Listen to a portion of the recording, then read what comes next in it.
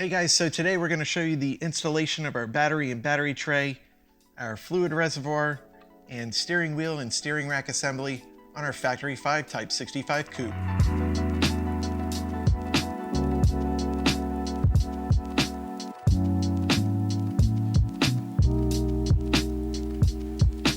Okay, so I know what you're probably thinking.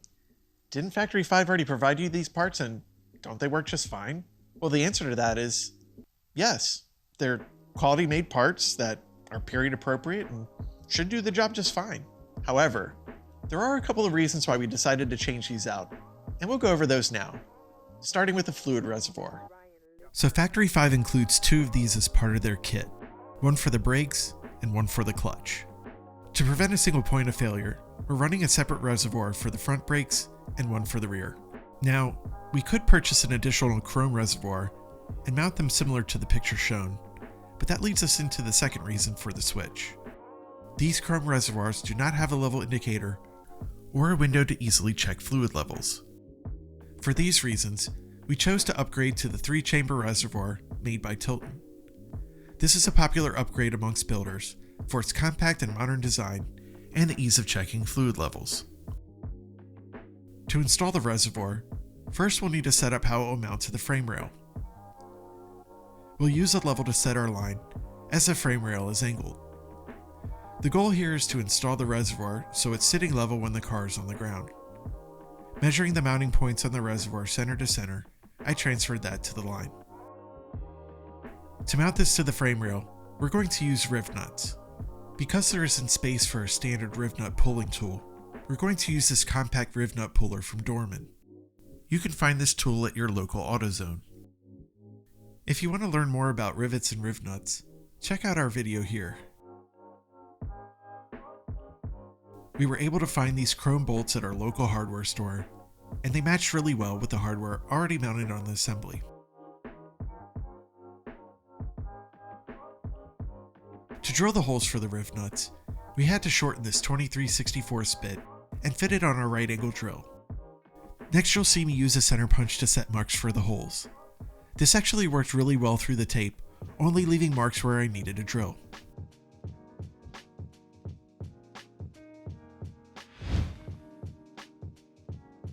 Yeah, that's what I'm talking about.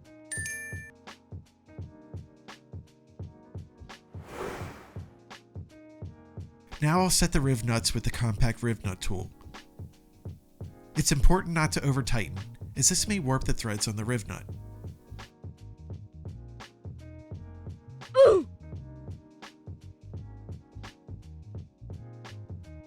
Once the riv nuts are installed, the reservoir can now be mounted.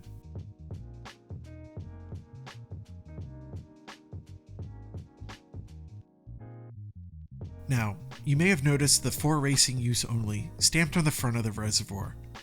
A major reason for this is because the caps are vented and could allow for moisture to enter the system, especially if fluids aren't changed as regularly as they would be on a race car. On the Factory 5 forums, we've seen builders adding a diaphragm to the cap. This prevents moisture from entering while accommodating fluctuations in fluid volume. Simply sealing up the holes is not advised, as it could cause a vacuum in the system. Don't do that. So we've gone over the fluid reservoir change, but what about the steering wheel? Why do we choose to change that? So before we start on the wheel, let's quickly go over the steering rack install. First, Steve will install the pillow block to the chassis mount.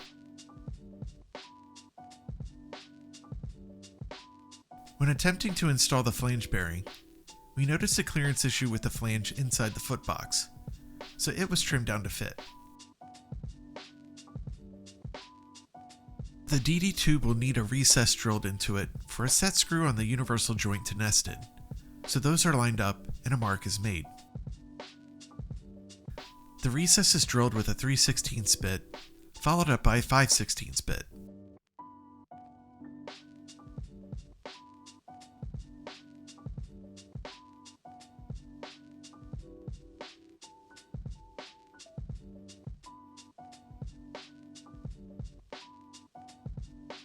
You'll see a spring washer sitting on the upper steering shaft. The upper shaft is tapped in until the spring washer is hidden in the lower shaft. Do not lose these spring washers. We could not find these locally, and the only place on the internet that we could find them made us buy them in bulk.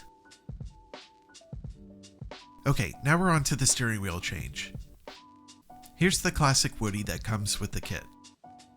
A great looking wheel for sure, but it just doesn't fit the modern theme of our car. So out it goes, and in goes a collaboration from Ford Performance and Sparco.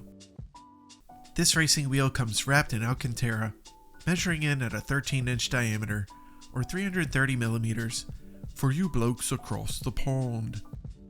Don't ever do that again.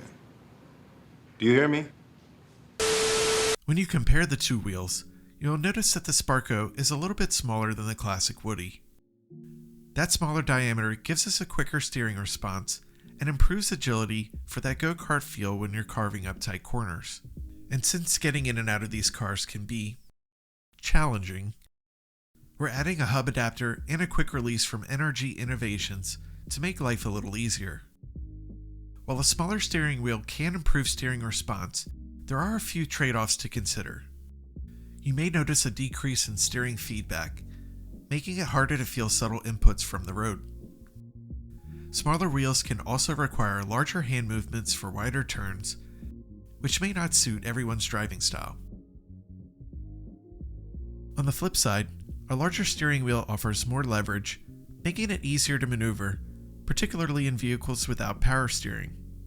It also tends to provide better feedback, giving the driver a stronger connection to the road and improved overall steering feel. These are all things that you need to consider when picking a steering wheel. Again, you may have noticed the off-road use only statements on the hub adapter, quick release, and steering wheel. These have become standard practice from aftermarket companies to cover legal risk, but modification laws do differ from state to state, so always be sure to check these before adding aftermarket parts to your street-driven vehicle.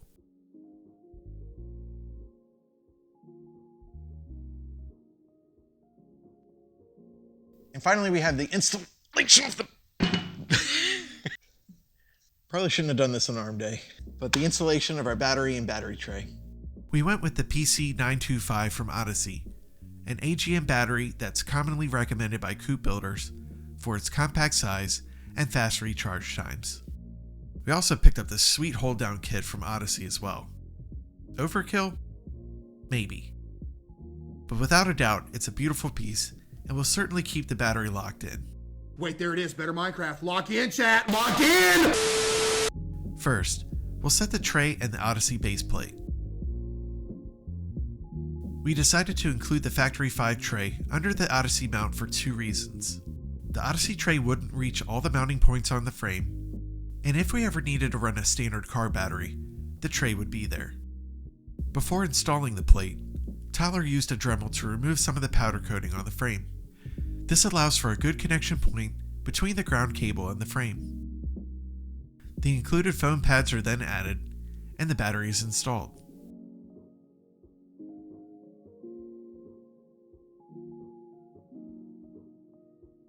And that's it for today.